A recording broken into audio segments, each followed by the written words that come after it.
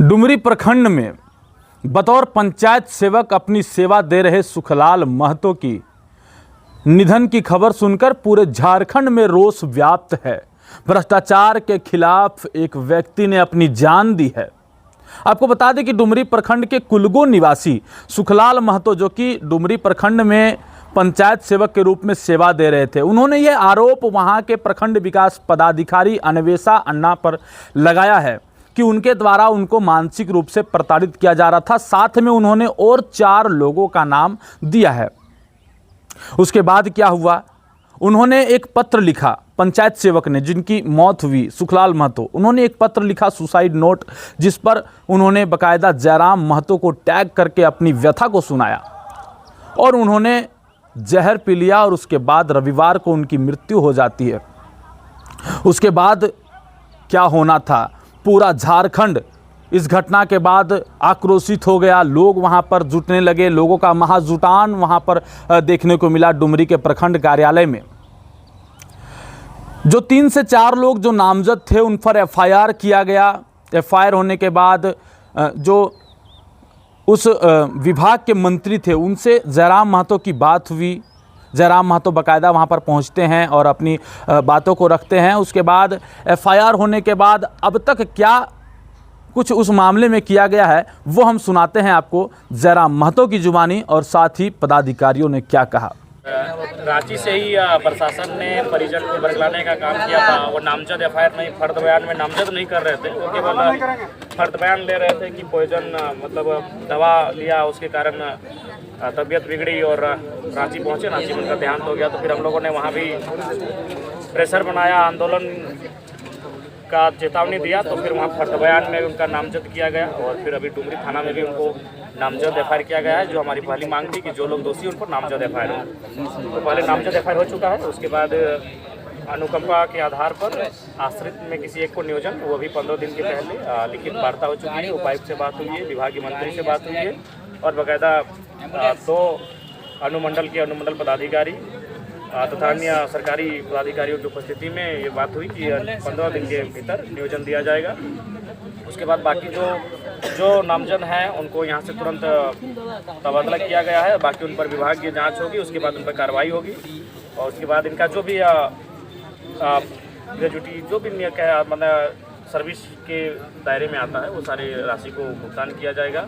और ग्रामीण विकास मंत्री से यहीं बैठकर हमारी 3 बार टेलीफोनिक बात हुई। उन्होंने वो अभी अपने सचिव के साथ बैठे हैं और जांच की टीम भी बनी है और जांच उपरांत विभागीय कार्रवाई सब पे होगी। जितने भी आरोप लगाए थे तो आप लोग की सहमति बन गई है इसमें? हाँ, चूँकि हम लोग का मांग वही था कि नामजद एफआईआर होना चाहिए, क्योंकि नामजद एफआईआर को लेकर ही लोग आनाकानी कर रहे थे। परिजनों पे भ्रम का फैला रहे थे, दबाव बना रहे थे कि नामजद एफआईआर अपना करें, नहीं अनसुना कर रहे थे। लेकिन नामजद एफआईआर हुआ है, फर्द बयान भी नामजद हुआ है। वीडियो की निलंबन क्या किसी को इंसाफ लेने के लिए मरना पड़ेगा क्या? नहीं, ये दुर्भाग्य का विषय है। करप्शन इतना बढ़ चुका है कि अब लोगों को अपनी आवाज़ को बुलंद करने के लिए अपना जान त्यागना पड़ रहा है। तो ये मेरे हिसाब से बहुत ही दुर्भाग्यपूर्ण विषय है। सरकार को संज्ञान लेना चाहिए और सरकार लगभग संज्ञान में ले चुकी है। अब देखते हैं वो अगला कदम क्या उठाती है।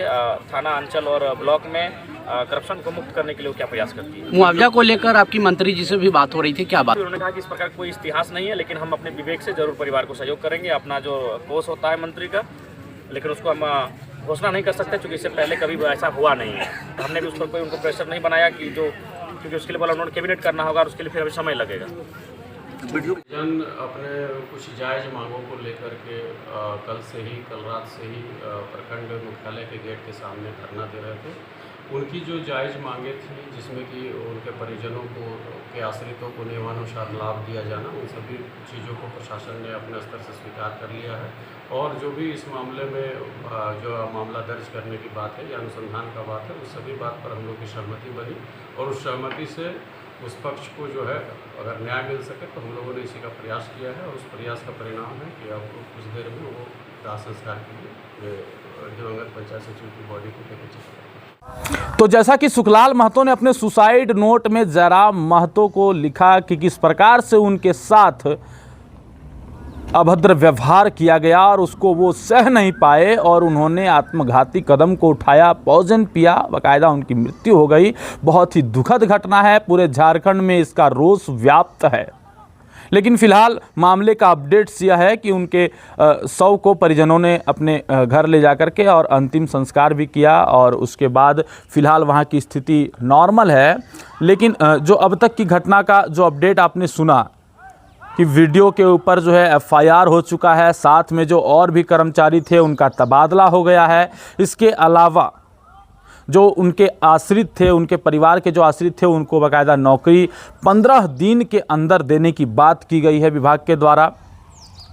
इसके अलावा और भी तमाम चीज़ें, जैसे कि जो सरकारी कर्मचारियों का बीमा किया जाता है, हालांकि बीमा है, और भी बहुत सारी चीज़ें हैं। विभागीय कार्रवाई भी उनके ऊपर की जाएगी। जो लोग ऐसे घटना में संलिप्त थे उनको पेंशन भी जल्द से जल्द लागू करवाया जाएगा।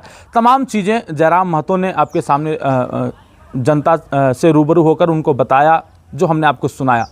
साथ ही वहाँ के जो पदाधिकारी थे उन्होंने मृतक परिवार को आश्वासन भी दिया कि उनके लिए न्याय के लिए जो चीज़ें भी यथासंभव हो सकती है वो किया जाएगा और विभागीय कार्रवाई भी वहाँ के अधिकारियों के ऊपर की गई है। लेकिन सवाल यह है कि कब तक सुखलाल महतो जैसे व्यक्ति सिस्टम के चंगुल में आकर के अपना जान गंवाते रहेंगे? कब तक लोग भ्रष्टाचार के खिलाफ अपनी आवाज़ उठाएंगे और इसी प्रकार से सुखलाल महतो बनेंगे? झारखंड में कोई और सुखलाल महतो न बन पाए, इसके लिए आप सभी को और हम सभी को जागरूक होने की ज़रूरत है और भ्रष्टाचार के खिलाफ एक मुहिम छेड़ देने की ज़रूरत है। फिलहाल यह घटना शांत हो चुकी है, लेकिन मामला कहीं न कहीं पूरे झारखंड में फैल चुका है और लोग इसकी कड़ी भर्त्सना कर रहे हैं।